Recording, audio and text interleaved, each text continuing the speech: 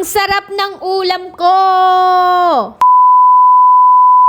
Hi love! Tara, samahan niyo ulit akong magluto. Bali, nakapaghanda na nga pala ako ng patatas, bawang at sibuyas. Yun ay ilan lamang sa mga sangkap na gagamitin natin. By the way, sinangkutsa ko na nga pala yung karne. Alam niyo ba yung sinangkutsa? Kasi yun yung tawag sa amin. Ewan ko kung anong tawag sa inyo. Bali, ang gagawin ko nga pala dyan ay lulutuin ko yung karne sa sarili niyang mantika. At wala ka nang pakialam kung gawin ko yun kasi ako ang nagluluto. Hala, ang tapang, grabe naman, charis. Well, yan nga, kailangan natin haluin ng paulit-ulit. Mga 10 years ba? Grabing tagal naman na yan, be.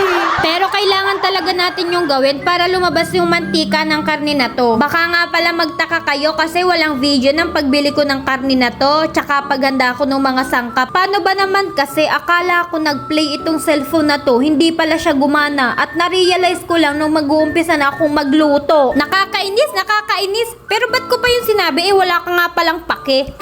Oh, ayan na. 'Di ba sabi ko sa inyo ang daming mantika. Bali, sinalin ko nga pala muna yung karne tsaka mantika dahil ang sunod na natin gagawin ay ang maggisa ng bawang at sibuyas.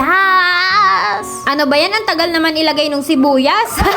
Bali, inuuna ko nga pala yung bawang kasi yung sibuyas madali naman na yung maluto. Oh, 'di ba? Ang dami kong alam. Akala mo naman talaga ay professional na sa pagluluto. Di alam, alatsamba lang naman talaga itong lulutuin ko ngayon.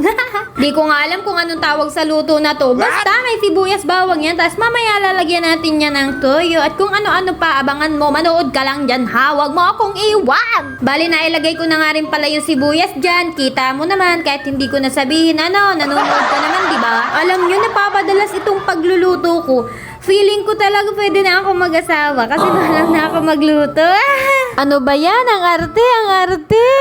Bale, inilagay ko na nga rin pala itong karne. Kakaunti lang yan kasi mag-isa lang naman akong kakain. Pero kung gusto mo naman akong samahan at sabayan sa pagkain, ay hala, magbiyahe ka na patungo din eh. Hay nako, ang dami ko na namang sinasabi. Bumalik na nga tayo sa pagluluto ko. Bale, ginigisa ko na nga pala yung karne dyan. Tapos, ang sunod ko nang ilalagay, malamang itong paminta. Bale, mga 3 kilong paminta nga pala ang ilalagay ko dyan. Hala, grabe, ang dami naman be.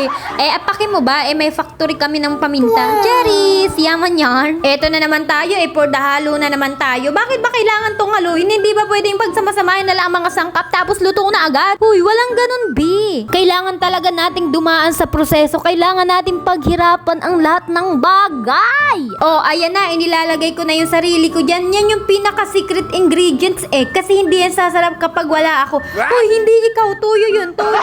Syempre, ang kasama ng toyo, wag nating kalimutan, ito ay ang suka. Tapos, samahan pa natin ng tubig. So, yun na yun. Tapos na, ready to eat na. Hala, joke lang, hindi pa. Kailangan pa natin yan halu-haluin. Tapos, ilalagay pa natin ang patatas. Bali, isang patatas nga lang pala yung inilagay ko dyan kasi sakto lang naman siya dun sa dami ng karne. Tapos, wag nating kalimutan ang oyster sauce. Alam nyo, ang dami ko nang inilagay na sangkap pero hindi ko pa rin talaga alam kung anong tawag sa luto na to. Feeling ko adobong ala chamba.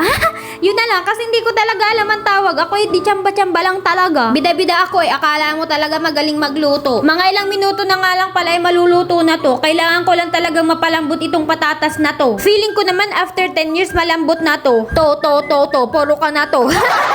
Oh my God, ang sarap niyang tingnan. Feeling ko mapapadami ang kain ko nito, lalo akong nagugutom. Pero bago yun, kailangan natin munang tikman para malaman natin kung okay na yung lasa niya. Kasi kung hindi, uulitin natin mula umpisa. Hala, ikaw na lang be, ang layo na talaga nun. Ano? Well, okay naman na yung lasa niya. Kaya tara, kain tayo. Ikay magsandok na at ako ay sasandok na rin kasi gutom na ako. Ang sarap ng luto ko. Panigurado, mapapadami na naman ang kanin ko nito. Oh hala, kakanak kita.